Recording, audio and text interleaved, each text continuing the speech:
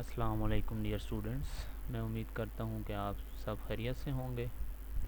आज क्लास 10 की फ़िज़िक्स का चैप्टर नंबर 1 स्टार्ट करते हैं, जिसका नाम है simple harmonic motion and waves. Simple harmonic motion वो मोशन होती है बेटा जो कब बार बार अब एक मेन पॉइंट्स के अंदर से मेन पॉइंट के गिर्द से बार बार गुजरे। जिस तरह सिंपल एग्ज़ाम्पल, बहुत सिंपल एग्ज़ाम्पल, झूला। झूला आपने देखा होगा कि वो बार बार एक मेन पॉइंट से गुज़रता है। और वेव, ये भी आप एग्ज़ाम्पल ले सकते हैं ये वाली, कि ये एग्ज़ाम्पल भी क्या है, आपके पास सिंपल हार्मोनिक मोशन की है और वेव भी यही होती हैं। ठीक है बेटा, तो वेव और सिंपल हार्मोनिक मोशन ये चीज़ें। इसके कुछ शार्ट क्वेश्चन हैं।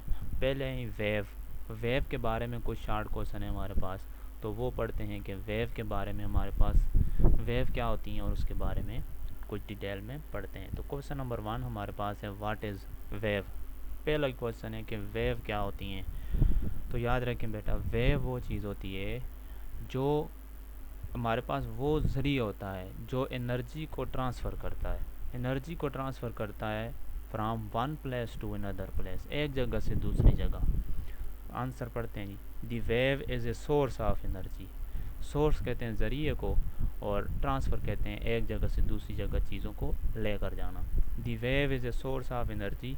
एनर्जी क्या है? काम करने की सलाहियत।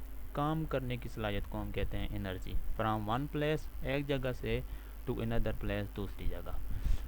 The wave is a source of energy from one place to another place. Simple इसकी एग्ज़ाम्पल अगर आप करें तो जब आप किसी को, एक बंदा दूर खड़ा हुआ है, आप उसको आवाज़ देते हैं, तो जो आपकी आवाज़ है ये एनर्जी है। एनर्जी के ज़रिए, ये एनर्जी है जो वेव की शक्ल में, जो इस शक्ल में आपकी आवाज़, साउंड हमेशा याद रखें वेव की शक्ल में सफ़र करता है। साउंड जो होता है वो हमेशा वेव की शक्ल में सफ़र करता है। तो जब इस शक्ल में आपकी आवाज़ जाते जाते जो दूसरा बंदा खड़ा हुआ है उसके जाके कानों में टकराएगी, तो इसका मतलब है कि ये जो है ये एक ज़रिया है किसका? एनर्जी को ट्रांसफ़र करने का। एनर्जी को ट्रांसफ़र करने का ये एक ज़रिया है, from one place to another place. तो ये इसकी डेफिनेशन है, from one place to another place. ये आपके पास आ गई एनर्जी की, वेव की डेफिनेशन। तो ठीक है बेटा, क्वेश्चन नंबर 2 है आपके पास। क्वेश्चन नंबर 2 कहता है, डिफ्रेंशिएट बिटवीन। फ़र्क बताएं जी किसके दरमियान? टाइम पीरियड एंड फ्रीक्वेंसी के दरमियान। टाइम पीरियड और फ्रीक्वेंसी के दरमियान आप फ़र्क बताएं। टाइम पीरियड क्या होता है? टाइम पीरियड हमारे पास, टाइम पीरियड जो होगा ये आपके पास टाइम पीरियड होता है the time required by a body. Time किसी बॉडी को जब ज़रूरत होगा टू कंप्लीट, पूरा करने के लिए, वन वाइब्रेशन। वन वाइब्रेशन का मतलब है एक चक्कर। एक चक्कर इज़ कॉल्ड टाइम पीरियड। जब वो एक चक्कर कंप्लीट करेगी। अब एक चक्कर कंप्लीट करने का क्या मतलब है कि ये आपके पास ये जो ये डायग्राम है, ये इधर से ये जब इधर से शुरू की, ये इधर तक आ गई, तो ये आपके पास देख सकते हैं ये इधर तक, ये टाइम पीरियड आपके पास क्या बना, ये पूरा एक चक्कर उसने कंप्लीट किया। जिधर से शुरू किए उधर आके ख़त्म हो गई, तो ये आपके पास टाइम पीरियड होगा, जिसे हम टी से शो करते हैं। तो ये है time period. It is denoted by T. इसको डिनोटेड बाय टी से, एंड मैयर इन सेकेंड, और उनको सेकंड के साथ मैयर किया जाता है। सेकंड के साथ मैयर क्यों किया जाता है? क्योंकि टाइम पीरियड का जो यूनिट है वो सेकंड होता है। ठीक हो गया बेटा। फ्रीक्वेंसी, फ्रीक्वेंसी क्या है? फ्रीक्वेंसी हमारे पास है, it is denoted by F. उसको एफ़, छोटे एफ़ से शो करते हैं, छोटे एफ़ से शो करते हैं। और ये क्या होता है? छोटे एफ़ से शो करते हैं। And it is, its unit is cycles पर सेकेंड। साइकिल्स पर सेकेंड इसका यूनिट है, या हर्ट्ज़ इसका यूनिट है, हर्ट्ज़ फ्रीक्वेंसी का। फ्रीक्वेंसी का यूनिट होगा हर्ट्ज़। हर्ट्ज़ के साथ हम इसे मेजर करते हैं। ठीक है बेटा, तो ये सिंपल सी डेफिनेशन है फ्रीक्वेंसी की। ठीक है, अब आगे क्वेश्चन हमें इम्पोर्टेंट क्वेश्चन है। क्वेश्चन नंबर 3 इम्पोर्टेंट है। क्वेश्चन नंबर 3 इम्पोर्टेंट है। ये कहता है क्वेश्चन नंबर 3 कि ये आप बताएं कि ये give some importance of wave. Wave की कुछ सम इम्पोर्टेंस बताएं क्या है। तो कहता है कि सम इम्पोर्टेंस ऑफ वेव इज़, क्या है जी?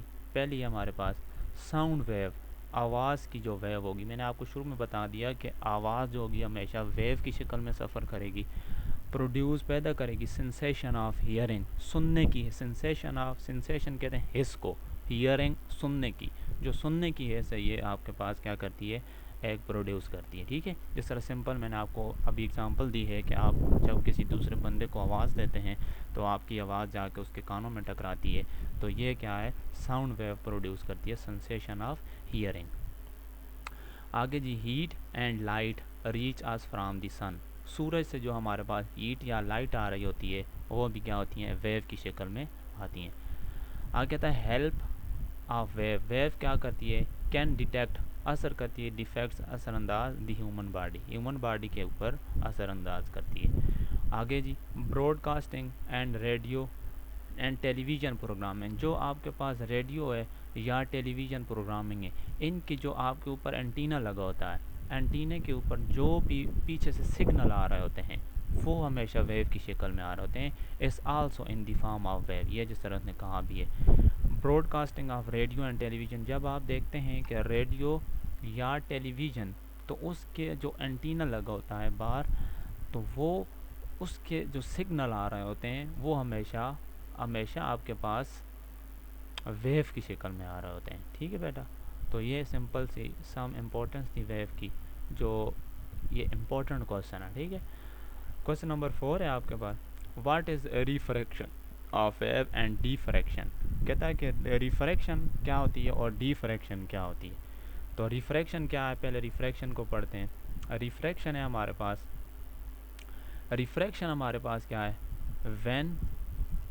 व्हेन वेव, कहता है जब कोई वेव इंटर, दाखिल होती है, फ्रॉम वन मीडियम, एक मीडियम रास्ता, एक मीडियम टू अनदर, दूसरे रास्ते में, ए पार्ट ऑफ इट, कहता है कि उसका कुछ हिस्सा, उसका ए पार्ट ऑफ इट्स का मतलब है उसका कुछ हिस्सा, उसका कुछ हिस्सा, इट्स रिफ्लेक्टेड, रिफ्लेक्टेड का मतलब है दोबारा वापस आ जाता है, in the same medium, in the same medium का मतलब है उसी रास्ते से दोबारा वापस आ जाता है। वाल the other part is transmitted, कहता है कुछ हिस्सा उसका क्या होता है, ट्रांसमिटेड, ट्रांसमिटेड का मतलब है, ट्रांसमिटेड का मतलब क्या है कि कुछ हिस्सा उसका क्या होता है, आगे ट्रांसफ़र हो जाता है to the into the other medium, किसी दूसरे भी रास्ते से, इज़ नोन एज रिफ्रैक्शन, इसको हम क्या कहते हैं, रिफ्रैक्शन कहते हैं। जिस तरह ये आपके पास नीचे एग्जांपल डायग्राम गिवन है, ये आपके पास कोई भी रे आ रही है, ये एक सरफेस है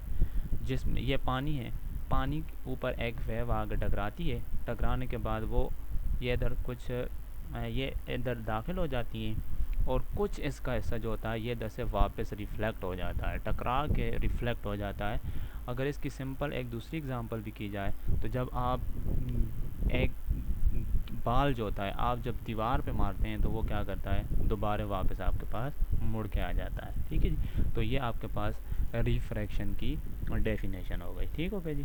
अब आगे डिफ्रैक्शन, डिफ्रैक्शन क्या चीज़ है, डिफ्रैक्शन हमारे पास दी बेंडिंग ऑफ वेव, बेंडिंग का मतलब है मुड़ जाना, आ वेव का around the corner of obstacle is called diffraction. Simple इसका क्या मतलब है कि तो बेंडिंग ऑफ वेव, ये आपके पास ये डायग्राम है, कुछ डायग्राम के बने जो क्या करती हैं जी, वेव आ रही होती हैं और जब किसी भी मीडियम में टकराती हैं तो वो कॉर्नर कोनों से क्या हो जाती हैं, वो मुड़ जाती हैं, ऑब्स्टिकल हो जाती हैं, मुड़ जाती हैं। ठीक हो गया बेटा, तो ये आपके पास कुछ मीडियम अलग अलग मीडियम है, ये अलग है, ये अलग, तमाम चार डायग्राम आपके पास हैं, चारों की चारों अलग अलग हैं। तो ये डाइफ्रैक्शन की एग्जांपल हैं। तो बेटा ये 4 क्वेश्चन आपके पास इंपॉर्टेंट क्वेश्चन है, इन 4 क्वेश्चन को आपने ठीक तरीके से याद करना है और हो सके तो अपनी नोट्स बुक्स में लिख भी लें। और आपके पास अगर नोट्स नहीं है तो वो आपको स्कूल इंतज़ामिया या हज़र उकाशा बुक डिपो से आपको मिल जाएंगे, और नोट्स ज़रूरी हैं, नोट्स ले लें। तो उसके बाद ठीक है, अगर आपको कोई चीज़ इसमें समझ नहीं आई तो आप मुझे मेरे व्हाट्सएप नंबर पे रब्ता कर सकते हैं। ओके बेटा, खुदा हाफिज़।